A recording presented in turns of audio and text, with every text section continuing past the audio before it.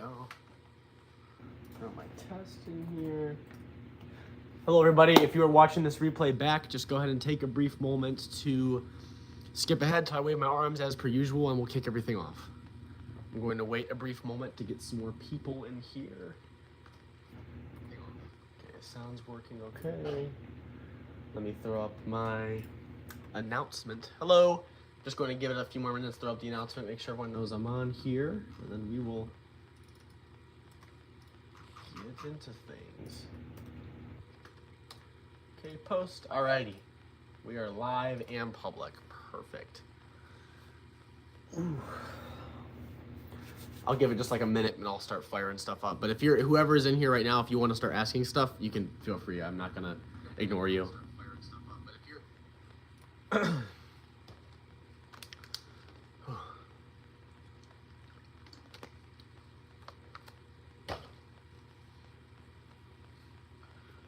Check.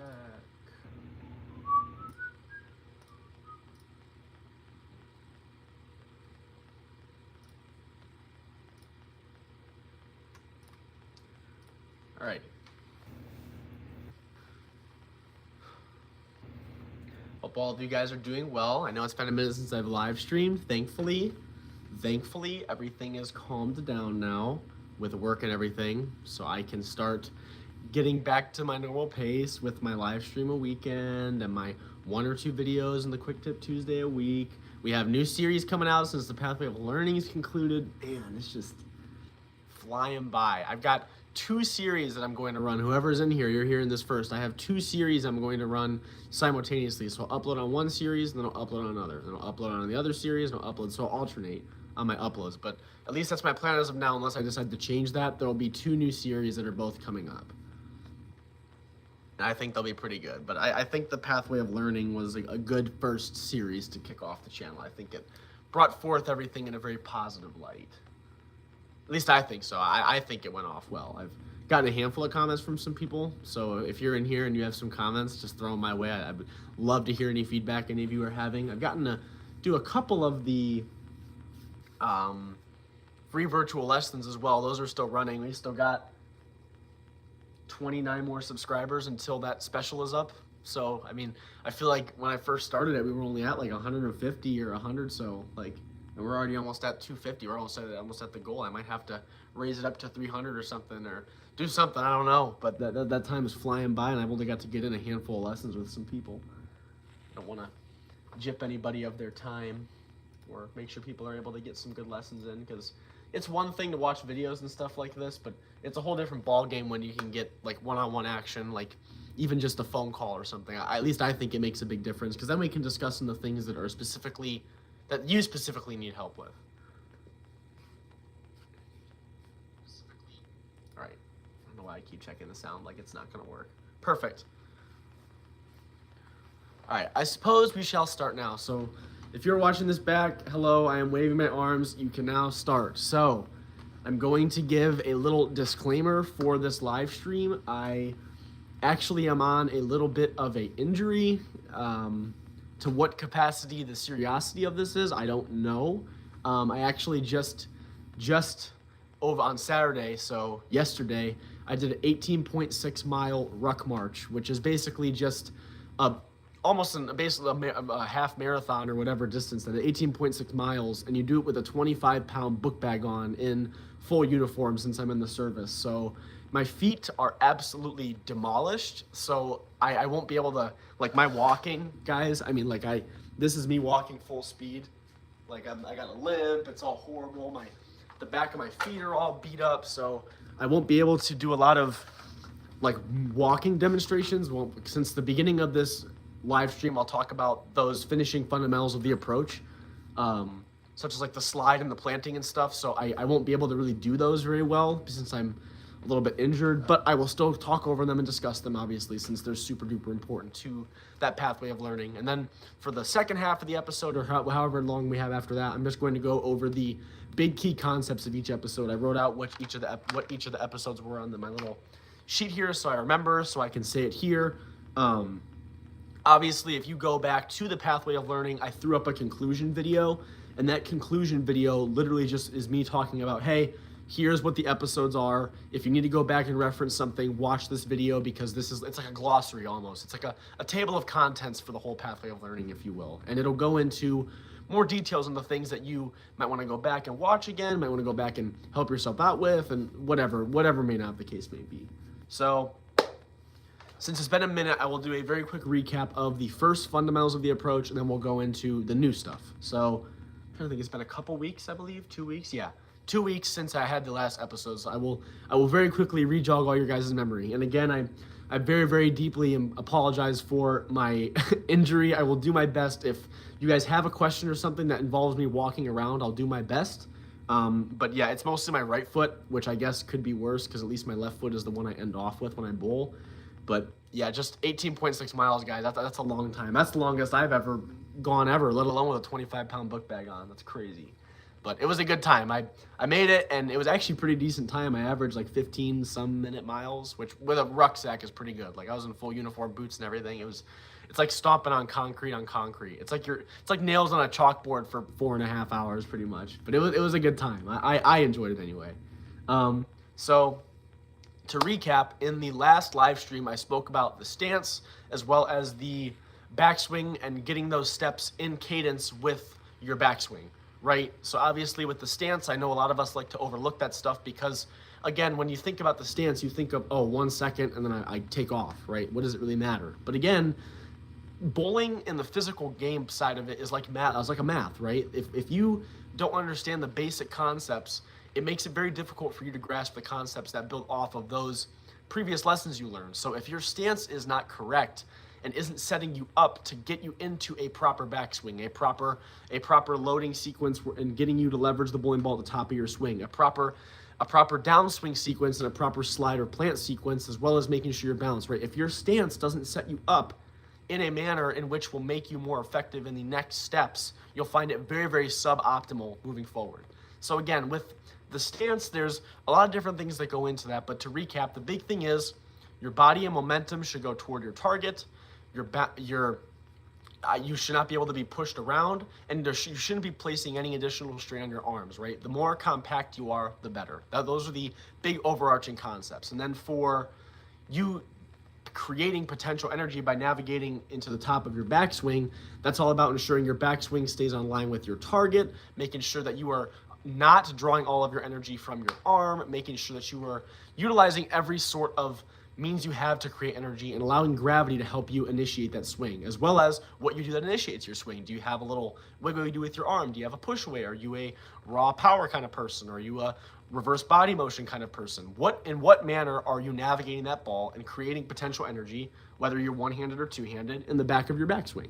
So now that we've got to that point, now we have to learn, okay, I have to get my ball down. I have to release the bowling ball. I have to start to turn that potential energy I've created back into the kinetic. So the number one overarching concept within your downswing, well, I guess there's two key ones that play a big aspect, is how are you creating leverage and power, okay?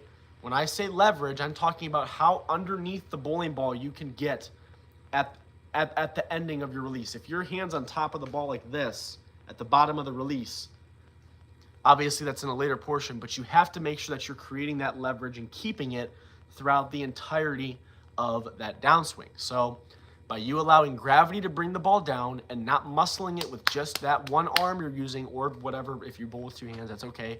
Whatever arms you're using to bring that ball down, that is when you're going to start to run into those problems, right? If you're relying too much on tension within your body and not creating effortless power, that's just strain you're going to be placing. And right, most of us have two arms, two legs, two shoulders. We have two of a lot of things, right? So all of this is designed to help us, right? So if you go up there and only rely on one or two sources of energy and you've got 18, right, that's not good. You want to reduce the amount of strain that you're placing on specific points of your body, so that way you're not fatiguing yourself as much as you continue to go along, right? That goes to every portion of the physical side of the game, right? So the other key aspect of this is ensuring, okay, So I discussed this before, but I need to place another re-emphasis on it. So if you have a backswing, okay, again, pardon my slowness here. So if you have a backswing, okay, and your backswing goes behind your body, out from your body, whatever, at the very, very least, your downswing should be going in the direction you want your ball to be going, right? If you have a goofy backswing and also can't follow through on your target, you're going to miss, which is why when I first discussed the backswing video, logically speaking, right, if my arm is always straight, pretend you guys are my target, if my arm is always on line with you guys, I could never miss you, right? But if my arm goes behind my back or something, but I can still get it to come at you on the downswing, that is okay. A lot of people have a figure eight where they'll go like this. They'll go away from themselves and they'll tuck in. But look it, even if I'm doing that, my swing may flare out, but look, it's going straight at me again. So as long as my downswing at the very least is following through on target with my target, I will never miss, okay? I'm not saying you're going to strike off of it because you might not be standing in the right spot, right? But to any capacity, whatever arrow it is or whatever thing it is you're looking at, if your arm goes at that target, you cannot miss, right? You cannot. It is physically impossible, which is why most people, if they start to go behind their back or out like this, I always advocate against it, because usually if you're more amateur and you're still trying to learn things, it'll build upon bad habits and it might make you not follow through straight, or it might, you know what I mean? In a world where there's so many things that can go wrong, if you can just eliminate the fact that it can go wrong, it won't go wrong in the future, right? All of us, to include myself, we all build on bad habits, right? Usually one small thing we do now, from this point I started doing this small thing, can become this big of a problem later on, right? So by nipping this stuff in the butt sooner on in your developmental learning within bowling, it'll make sure that this small of a problem in the now doesn't evolve to being a this size problem in the future. So that is why I say that. The other thing to take into account with your downswing is how you're stopping your momentum. How are you halting it, right? With most bowlers throwing with a 14, 15, some even a 16-pound bowling ball, that doesn't sound like a lot, guys, but when you really think about that, like that's a lot. Like that's in essence a big boulder or a rock you're holding in your hand that you're throwing, right? So with us, especially with how fast the modern day game is, a lot of people step super quick and they run super fast and they have so much momentum going at that foul line. How are you slowing down your momentum? How are you creating a stop in that? So that is when the lovely technology of bowling shoes then comes into play. So most people, just about all professionals, will utilize these shoes to go into a slide. Some of you, especially those of you who are youth bowlers, will execute more of a planting motion. So there is a difference between this. So if this is my shoe, if this is the toe, which I'm not going to do this because, again, my feet. If this is my toe and this is my heel, right? Let's say this is my last step I'm taking, right? And this is the ground. They're here. I actually have some ground. Here's the ground. Here's the lane surface, and this is my foot landing on the lane surface, my very last step. So the front of the shoe where the toe is has a little pad on it, and this pad is designed to create friction gradually as it's going on the surface of the lane, as your shoe is making contact with it, allowing you to initiate a slide. And the heel of the shoe is just like a normal tennis shoe with that normal grippy kind of material. So if you are looking to execute a slide, on your last step, your toes should be making contact with the ground first, and then your heel. This will allow that friction part on the toe part of the shoe to rub on that flooring and slide you forward. And then once that sneaker part of the heel hits the floor is when it usually then comes to a much more abrupt stop. Planters adopt the exact opposite, where their heel comes down first and the sneaker hits the ground, and then the slide pad, rendering the slide pad just about useless, right? If you take a bunch of momentum, here comes all my momentum, and I have something that doesn't immediately absorb all the power, it's going to create a slide, right? That's why the front of that shoe does that. But if I have, if I'm running, and then I have literally rubber hitting the lane surface, I stop. So sliding has a much less abrupt stopping motion and has you kind of easing into a stop, allowing you to sort of mediate that momentum in a much more controllable manner, versus a planting is just, okay, I'm going 100 to 0 right away, and you stop all your momentum. And usually that's why sliding tends to be a lot more optimal within the modern game, because with all that momentum, if I can find a much easier way of slowing down, right, by just, it's like driving a car, like, right, instead of me slamming on the brakes when I'm planting, I'm just kind of slowly applying pressure to the brakes. I'm very gradually slowing down, right? When you tend to slow down more gradually, that makes it easier to control versus a more abrupt stop. So that begs the question, okay, hey, why would I ever want to plant then? Like why are you saying, Coach Logan, why are you saying that youth bowlers tend to have a plant more often? Why would that even be? Well, planting helps you to create leverage. If you are still swinging the ball down and your body is slowing down since that last foot's made contact with the ground, that means you're not being able to create as much speed in your arm swing anymore, because everything is slowing down more gradually since that you're sliding, correct? Now, if you plant, that means you're still going forward super fast throughout the entirety of your downswing, and you only stop your momentum after you're pretty much darn near already releasing the bowling ball. So many people who are smaller, younger, or something of those means need to create any sort of power in any way they can, especially with some of these young two-handers I've seen, especially even some in the collegiate level, especially the high school level. A lot of two-handers struggle to create enough ball speed, and by planting their foot, that allows them to swing more of their body for longer, creating more speed and more power accordingly.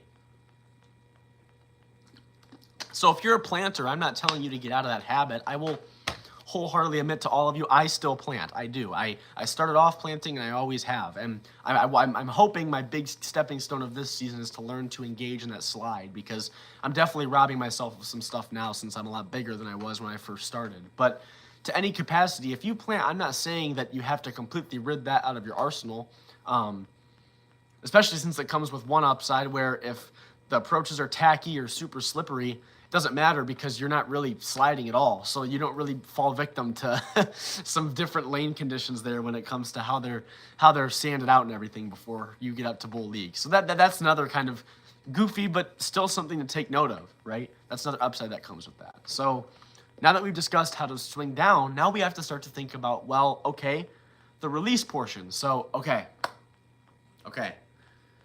I'm going to say this now. So I know all of you at some point, I don't care who's told it to you, it could have been a different coach, it could have been a friend of yours, it could have been someone who used to bowl professionally, whatever. Everybody says this analogy, and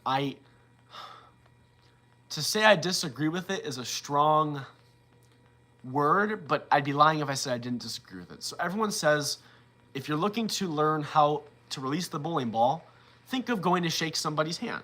Right? If I'm like this, think of me coming out to shake your hand like this. Well, if you reference back to the pathway of learning, we know the lane is like, this is how much the ball's got to hook, people, from, I mean, even this is a stretch. This is 12 inches. This is the most the ball's hooking. That's not even from the sides of both my shoulder blades, right? This is all the ball's hooking. We know we don't have to get super around the bowling ball anymore because of how strong this equipment is. That handshake motion would have worked 30 years ago when reactive stuff wasn't really as big of a thing as it is now, because back then you could afford to do that a lot more, right? But with all this new equipment and hidden technology and all this crazy new stuff, to put it simply, guys, it's just too much. We don't need to have this much axis rotation coming off of our hand, right? So an analogy to think of instead of the handshake motion is to think of Spider-Man. So when you think of Spider-Man, you think of how he slings his web out at stuff so he can swing around and save people and whatever, right? Think of how he shoots. He kind of extends his wrist like this. He even uses these two fingers when he's shooting his web, right? Which is like how when we bowl, we use these two fingers like this, right? It's not a handshake, it's Spider-Man. Think of Spider-Man flinging his web, right? That is what the much more modern day approach to the game of bowling is versus what it was 30 years ago, right? We know we don't need to apply that much rotation on the side of the ball, but rather apply it on the back of the ball, right? So this also, thinking of this concept, will help you to utilize that leverage a lot more effectively. So this Spider-Man motion only works if you're underneath the bowling ball. at the point of release, right? So if I'm here, if my hand's underneath the ball, if this is my point of release, I can do that Spider-Man motion, right? My thumb will exit, and I can fling my web. But I don't have to be underneath the ball to do the handshake motion. If I'm on top of the ball, I can still go out to shake somebody's hand, promoting a not optimal release. So if you think of shaking somebody's hand, it allows you to, again, reinforce some kind of not so great and bad habits, right? So think about this Spider-Man motion instead of the handshake motion. So your thumb exits the bowling ball, your hand fully extends, and these fingers are what are applying the rotation, right? If you bowl one-handed, it's the same philosophy, right? Your hand's coming out, you're underneath the bowling ball, and you're applying that rotation. So two-handers have it a lot easier to create that leverage because of the fact that they have to be underneath the bowling ball, otherwise it'll fall out of their hand, right? With the thumb, for those of you that bowl with a thumb hole, I don't have to be underneath the ball to still support it, right? I can support it even if my hand's on top of the ball like this. Two-handers don't have that luxury. If my hand gets on top of the ball, I mean, this hand is what's holding all the weight at this point, right? So at some capacity, this right hand that I bowl with has to be underneath the bowling ball for me to release it. So that is why that two-handed approach has a much easier time of creating leverage, because you literally can't hold the bowling ball without having your hand underneath it, right? So that is something to also take note of. So if we know this, we know we still want to twist our hand, but we don't have to go out and shake somebody's hand. You don't have to twist your hand this much, guys. It's more of, we don't want to spin the ball on its side. We want to roll the ball off of our hand. We shouldn't feel like our wrist is all weak and tired after we bowl, because it should be effortless, right? And this, thinking of that Spider-Man motion of let my hand extend and then twist and let these two fingers be what catches the ball and flick it. That is the modern day release. If you watch the professionals on the PBA tour, the PWBA tour, the collegiate level bowlers, none of them are bowling with their hand on top of the bowling ball and doing like that handshake or the briefcase method. If you think of a briefcase, you know, that kind of stuff is not optimal. 30 years ago, when there was no reactive stuff, you could get away with a whole lot more because none of the equipment was strong enough to really do anything, no matter how much you applied rotation on it, right? But with this new equipment and just how susceptible it is to friction, guys, like, we just cannot afford to do it, especially with the dimensions of the lane. And then this also plays into your balancing, right? How you are able to create stability at the line. So again, many people say, well, Coach Logan, what even is the point of me? When I started learning to go lefty, I realized it was harder than I thought, but during my practice session, I tried to, and just for fun, it was really good. I sent you a video. I'll take a look, Riley, at the end of this. Yeah, it's, because I bet you probably had a much easier time creating leverage with the ball, since, again, like, when you only have one hand, you can hold the ball like this, but with no thumb in, you have to cradle that ball like a baby. Your hand has to be underneath it. So I'll take a look at it. But yeah, that's cool stuff. That makes me happy to know that you were able to try it.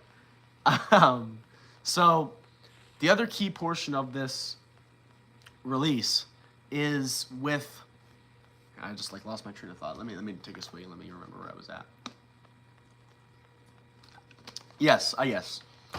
But that's awesome though, right? That makes me really happy to hear. So the big thing is your balance, right? How you are balancing after you release the bowling ball. So again, more common than not, what is the optimal angle your hand is behind the ball at release? Good question. Epic, that's nice to hear from you. I feel like I've heard from you a while. I hope all has been okay. So the best way that you can look, I wouldn't say it's okay for me to really label like a degree on it, because it's hard for us to like think of a degree in our head and look at it. But if you take a video from behind you, like if your hand's like over here, like this far around the ball, this is too much. Like I'm looking for like here maybe, here. The majority of your hand should be flicking more at the pins than at the lane to the side of you. Does that make sense? So if I'm looking, right, and this is my lane, and this is the lane next to me, right, my hand should be flicking within the means of the lane that's in front of me, not so far to the left that it's that where my palm is facing is toward the lane over to me. So think of it, keep it within the means of the lane, Epic.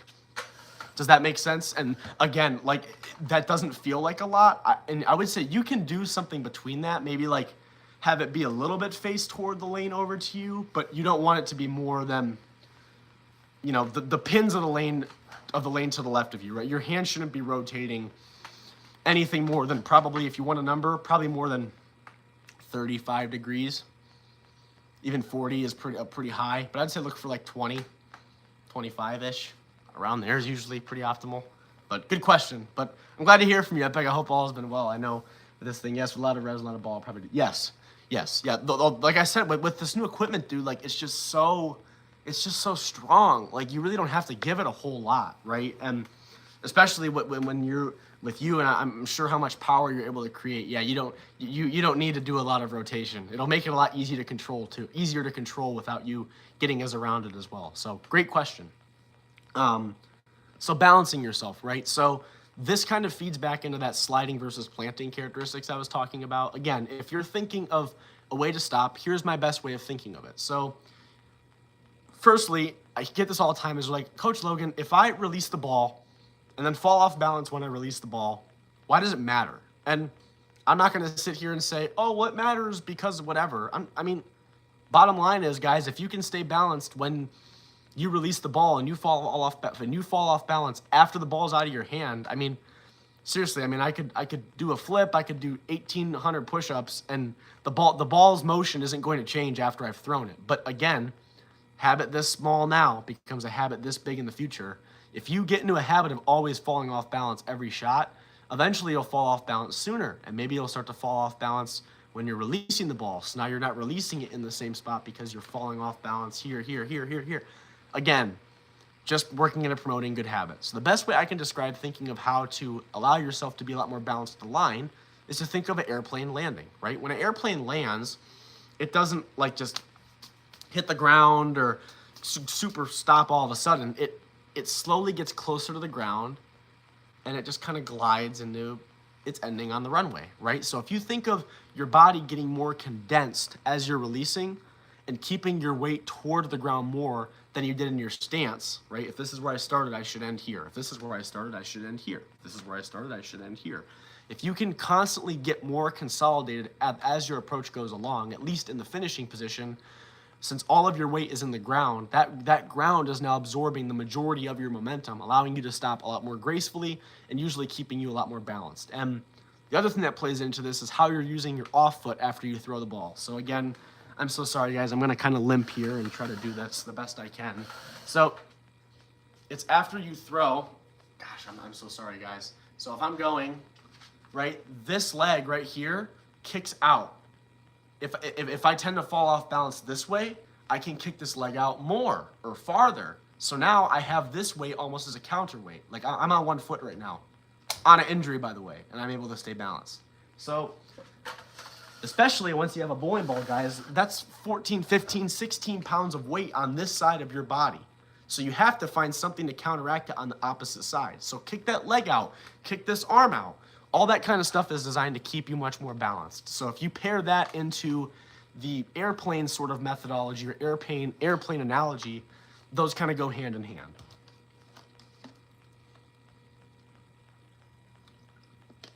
Ugh. Yeah, I'm like, seriously, I feel like such a goofball, like limping around. It's so horrible. Like even just like moving my right leg, like, you know, like when a door squeaks, like that's what I feel like when I'm moving this right leg. It's so bad. It's so bad. But hopefully it'll recover quickly. At least I'm sure hoping so.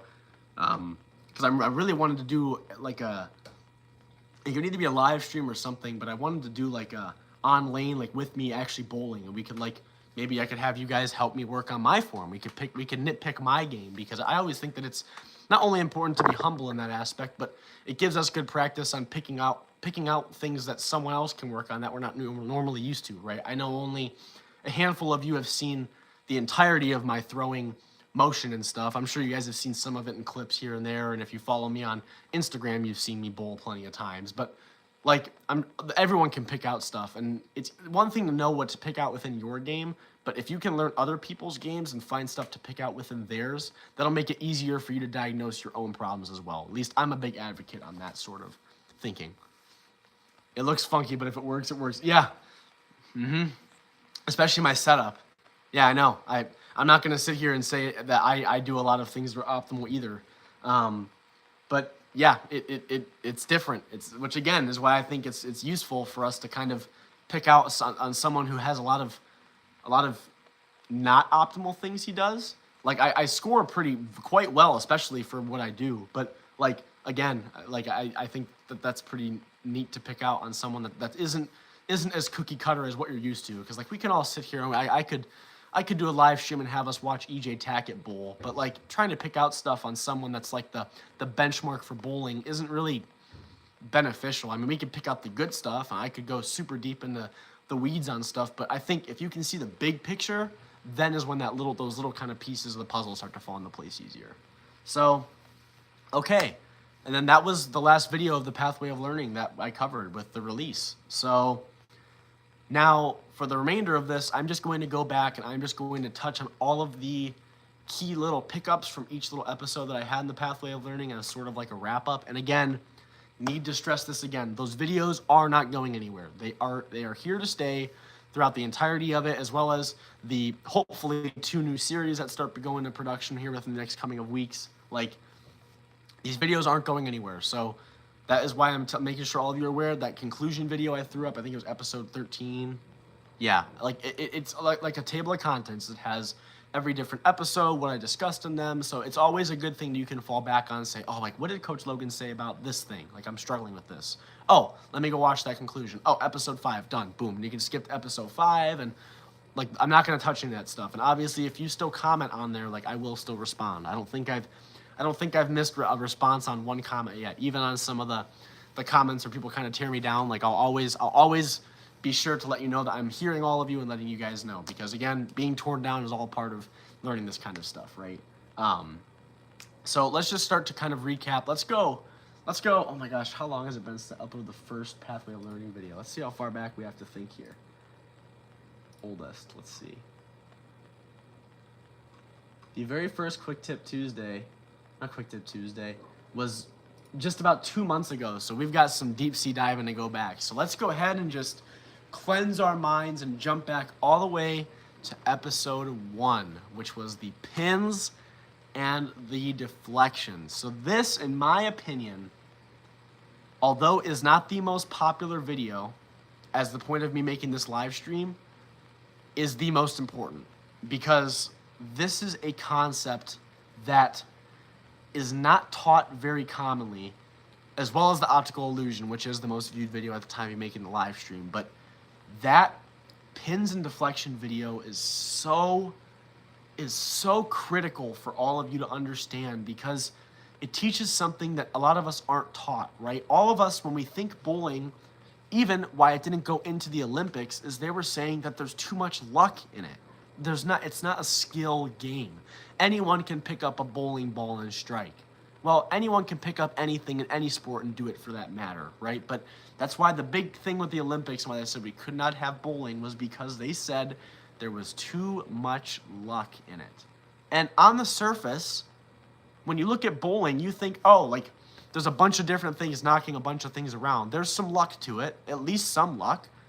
I don't disagree that there is a little bit of luck in some things, and some lucky things can happen. But within the sport of bowling, the fact that you struck on this shot and didn't strike on this one, there was no raw luck with that, right? And again, that is a huge misconception within the sport that I think a lot of people fail to realize, is that there isn't luck. Lucky things can happen, and there is some lucky methodologies within the sport. Like, I could miss and still strike, but that wasn't because, oh, I was, luck helped me. Like, no, something that lane break down allowed your ball to still read the lane the way you needed it to, and it still deflected the correct way off the pins, right?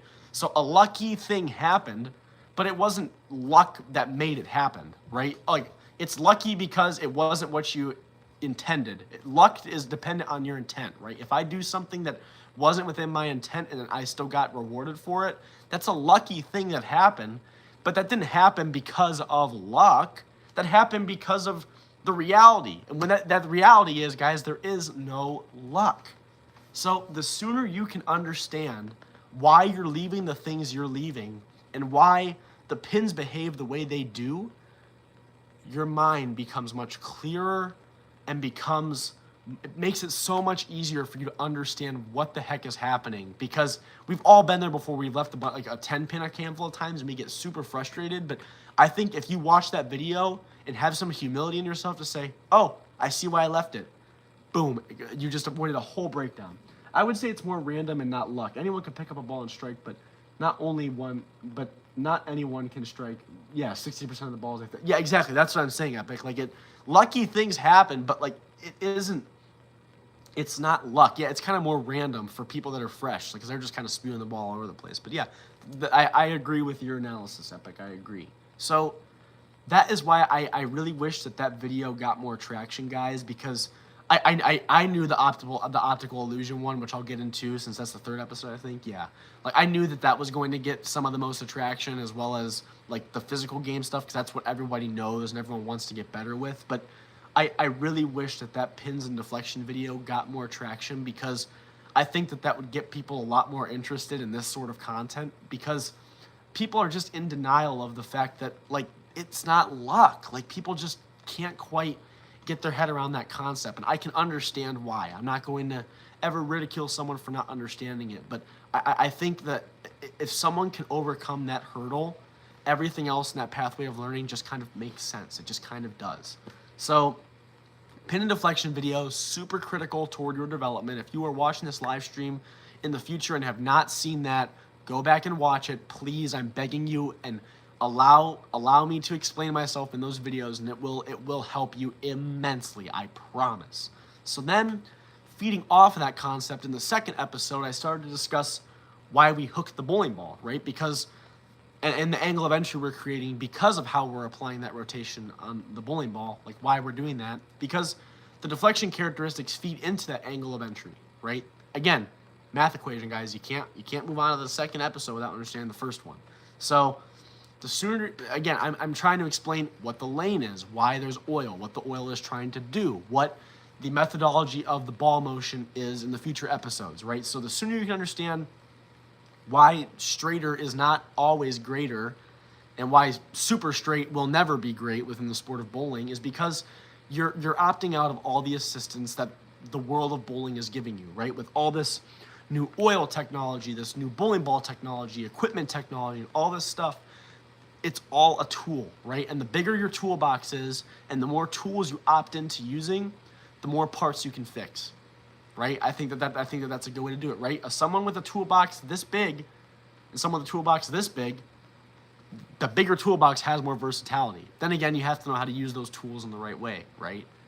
So, again, understanding why the pins behave the way they do and the way your ball deflects feeds into why we're hooking the bowling ball.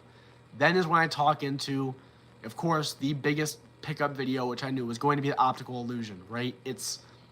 I knew this one would get the most traction because it was an innovative title, and it's something that no one's ever heard of. Like, let's be honest, if you're reading something and you see pins deflection, I wouldn't click on that. But if I saw the optical illusion within bowling, I'd be like, huh, like what?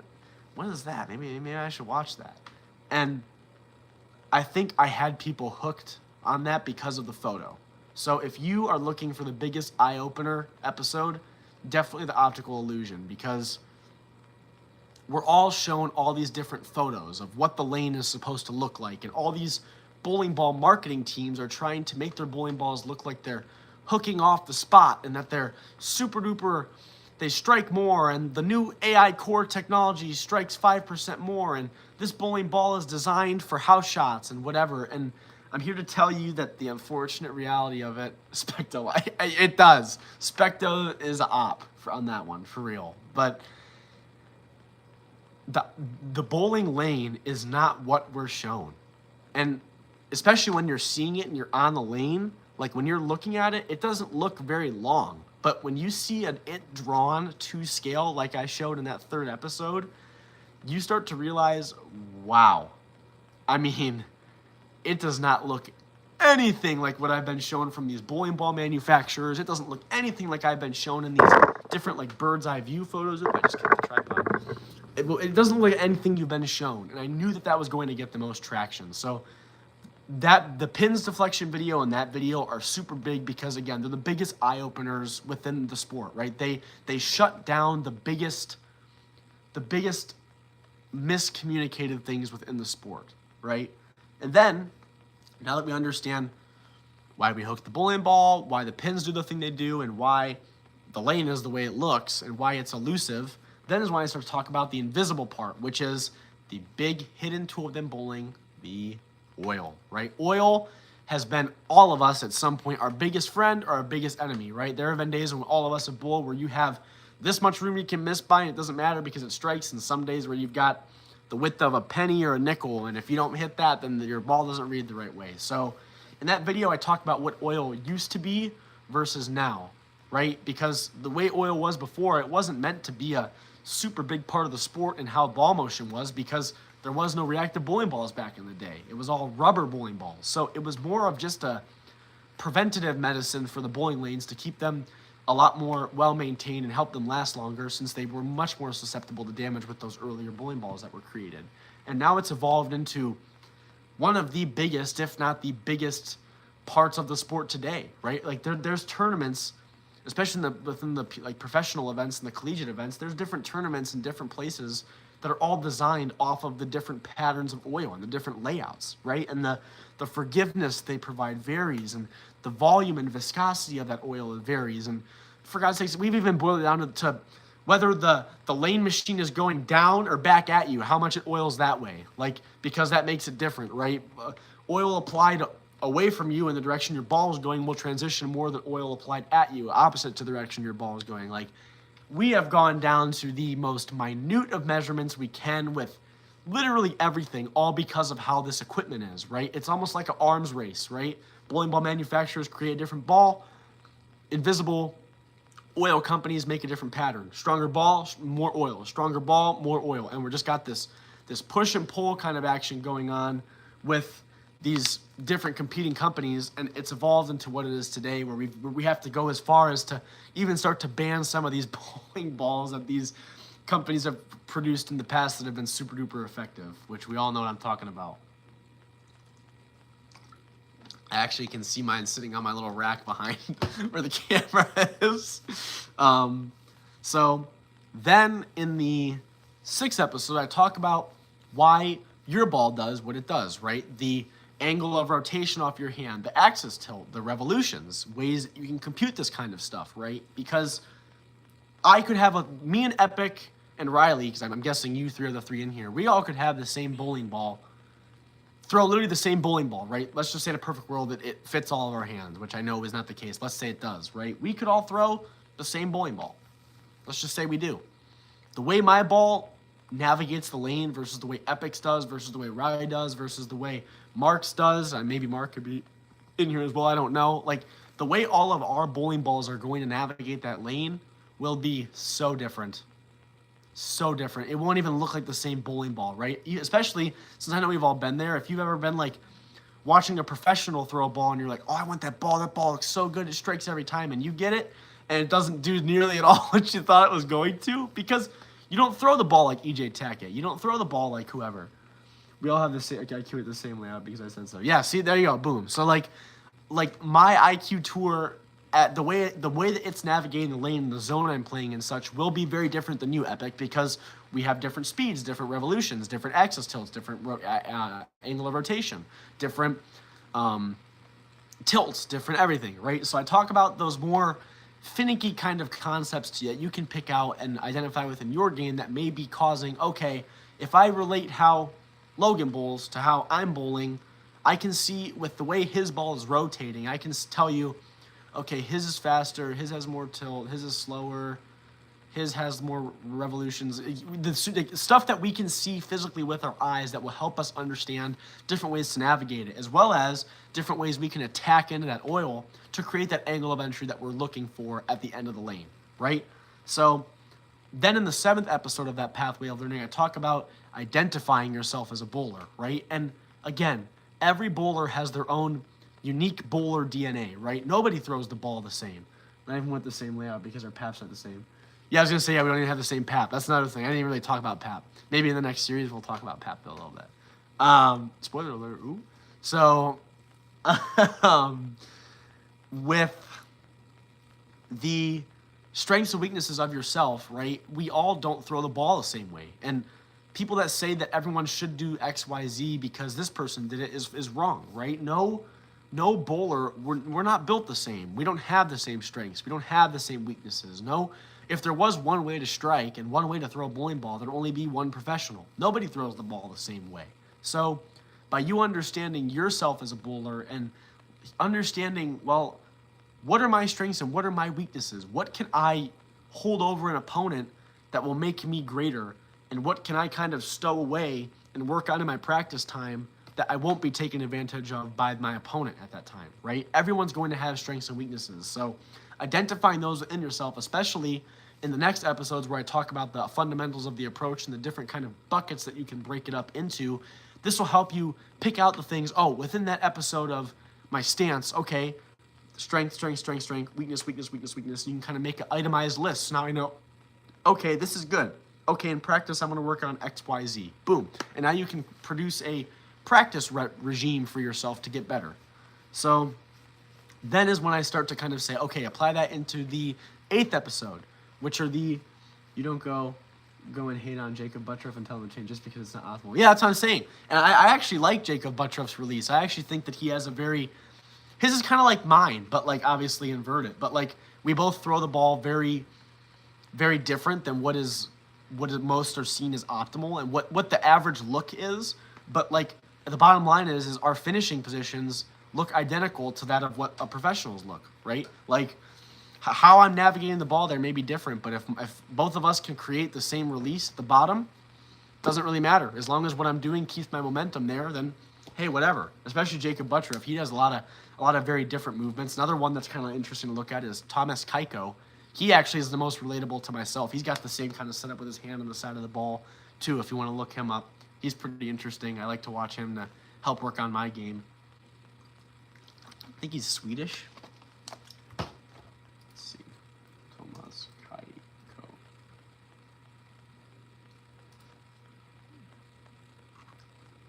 Finnish. I apologize. He's Finnish. Finnish bowler. So he's a good one that is relatable to myself, right? Like, everyone has their own DNA, right? So just learn ways to leverage that DNA to help you and maybe even hurt an opponent, and then you're good to go. Like, that's all there is to it, guys.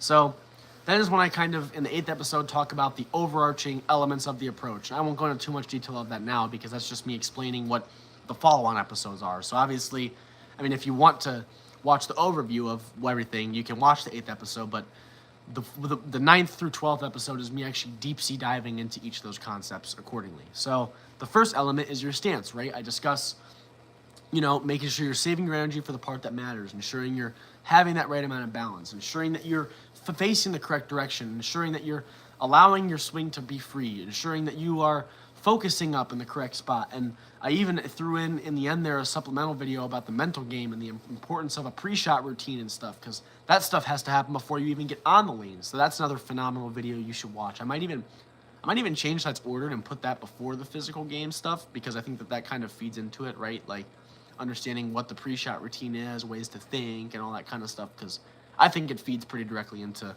the follow-on stuff. So maybe I will change that, but it should be the last video before the conclusion on the pathway. Yeah, it is. Yes, it is. I see it. So yes. So your stance is the first one, right? And then identify your strengths and weaknesses of your stance versus things that are optimal.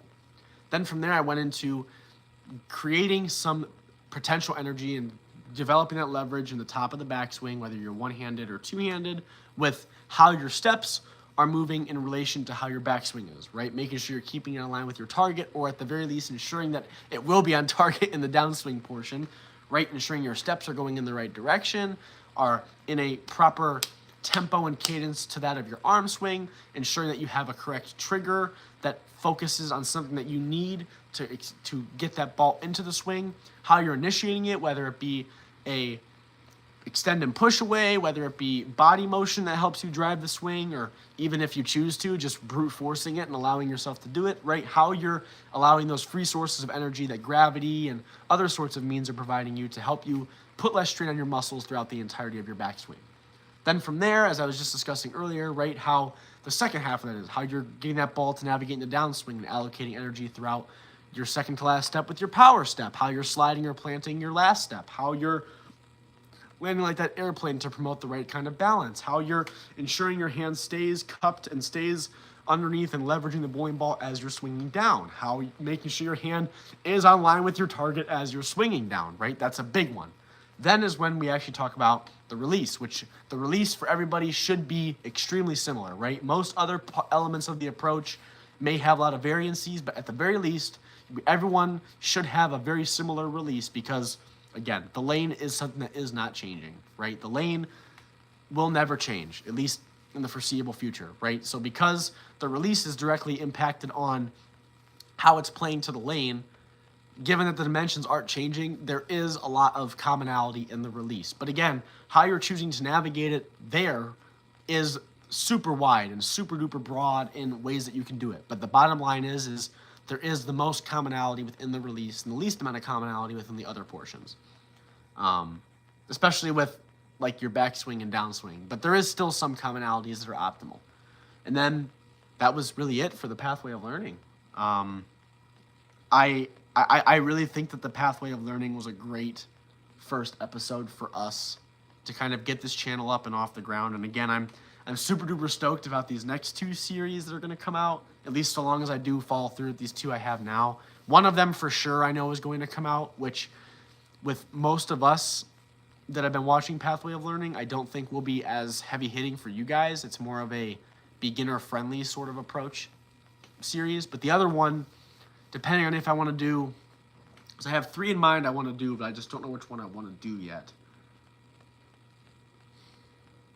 I'm still going to have to think about that. But I know the first episode that I'll be publishing starting next week will be that new series for the new beginner-ish sort of oriented series. And I'm not saying you can't pick up some stuff from that, but it'll be me going as scraping the very, very beginning of most bowlers, right? Learning how the scoring works and everything. I might as well say what it is, right? It'll be called Coach Logan's Bowling for Newbies, right? It'll be how the scoring works, how to throw the ball, the different weights of the ball, how many pins there are, like the super duper easy stuff, right? So a beginner bowler can go in, and then once they kind of understand it, then they can segue into that pathway of learning. But the other ideas I have in mind are more for the more intermediate and advanced category of bowlers that are looking to refine on some more things that they may not have heard as commonly, similar to that of the pathway of learning, as well as some other concepts that kind of play into, like, once you have a basic understanding, most of the other series are pretty easy to kind of dive into. But if you're a fresh bowler that doesn't have any concept of how to even like throw the ball or doesn't even have their own ball, like,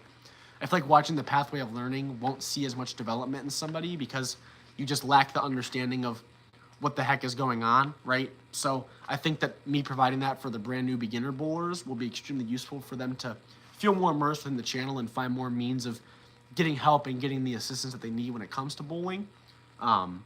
So I think that that'll help us pick up some speed and get us to keep on growing and getting more attention of those around us and making sure that we're promoting each other and getting better and everything. So, and then the other one, yeah, will be more intermediate and advanced. I don't want to spoil any of that yet since I still am not too sure which one I want to kind of start to dive into first, but we'll see.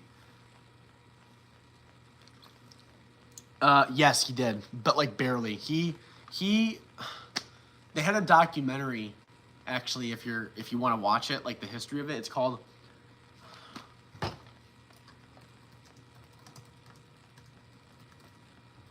Two Hands on the Future. It's on YouTube.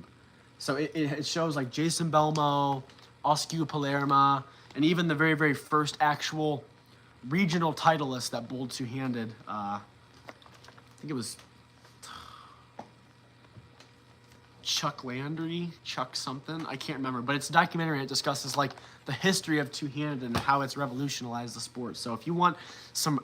I watched the whole thing and I was like perplexed by it. But yeah, Oscar was the first like notable professional, but there was someone before him that was a regional player. He was the first regional that was a titleist for a regional. So if you include regionals, that Chuck Landry guy or whatever his name was the first two-handed like professional to win a title. But the notable first, obviously, pioneers of it that were picked up the most traction was obviously Oscar Palermo and Jason Belmonte. But Jason Belmonte picked up the most traction since obviously he had the most unique story, and they gave him that card to get into the PBA, and he had a bye, so he played on the Rabbit squads and all that stuff, which was unheard of at the time. And then he like completely messed it up. I can't remember the whole being of it. And then it has this hater, and he has it's so funny, Epic, you'd love it. The guy that he has pants that are funky, and he has it, and it has like the big like the red circle with the X through it or whatever,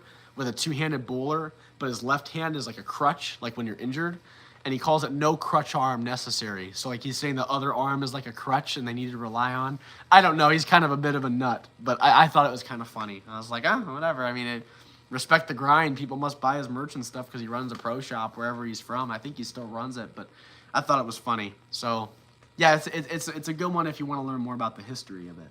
Yeah, two hands on the future. Two hands on the future.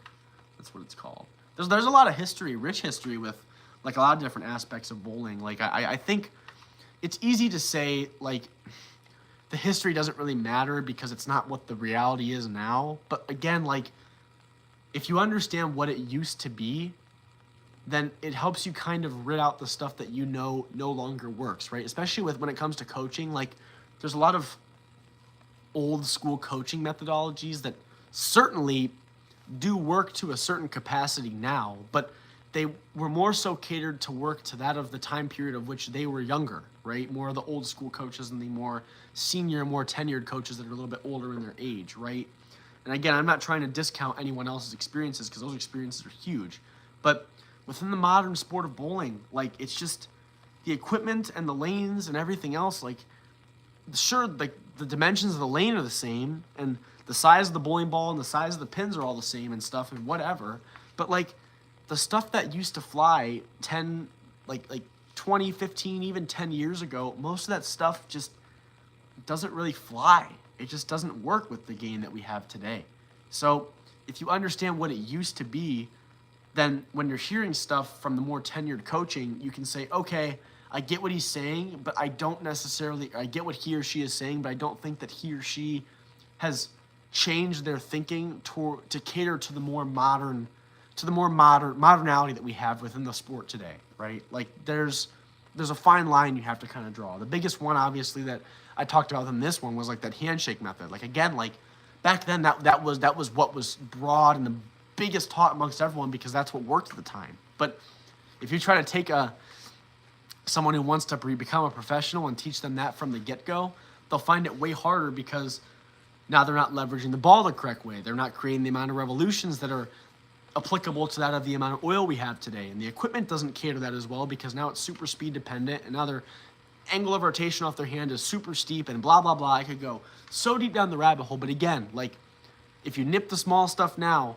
it prevents it from becoming a much bigger problem in the future. I think that's a big thing that you should live by within the sport of bowling because it's super duper easy. I build on bad habits every day. I know people that build on bad habits every day.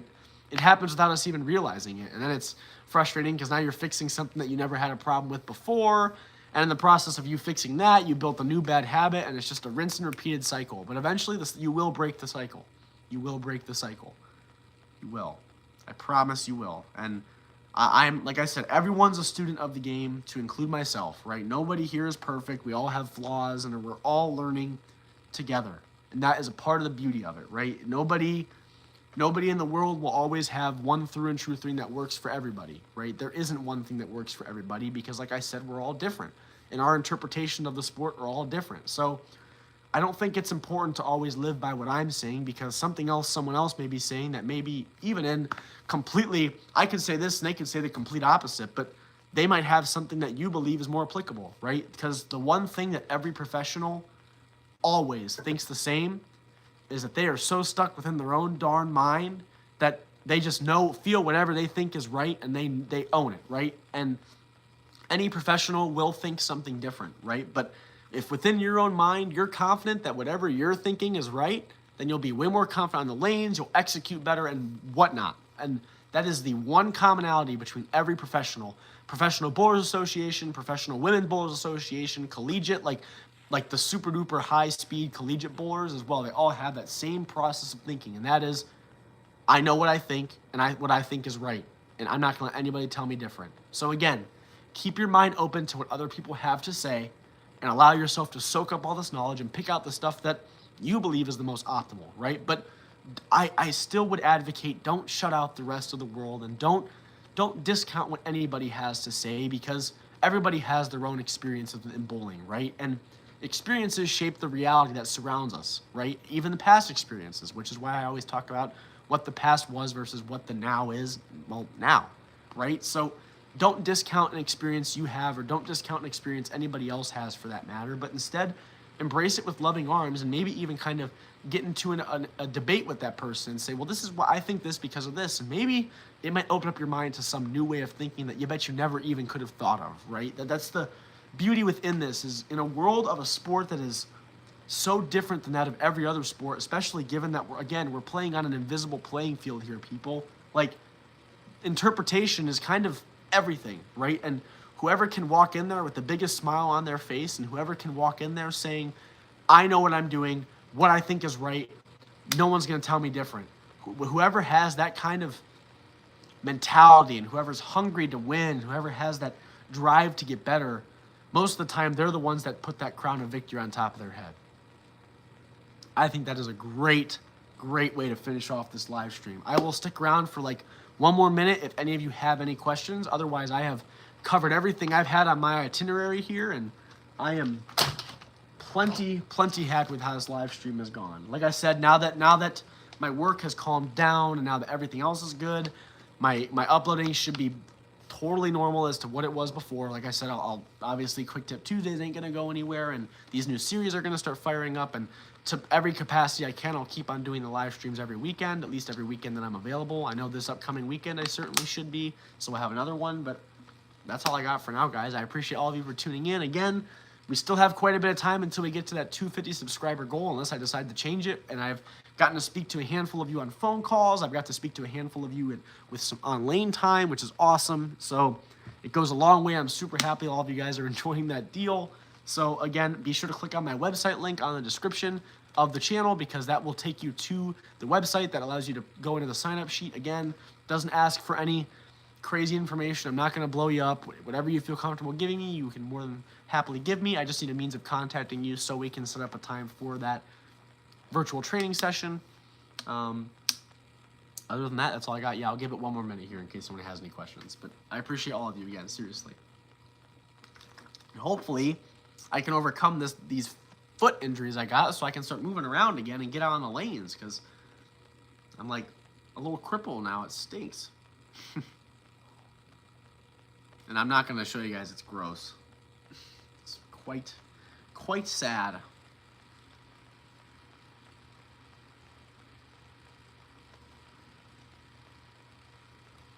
Look at that. I even finished all my water for the day.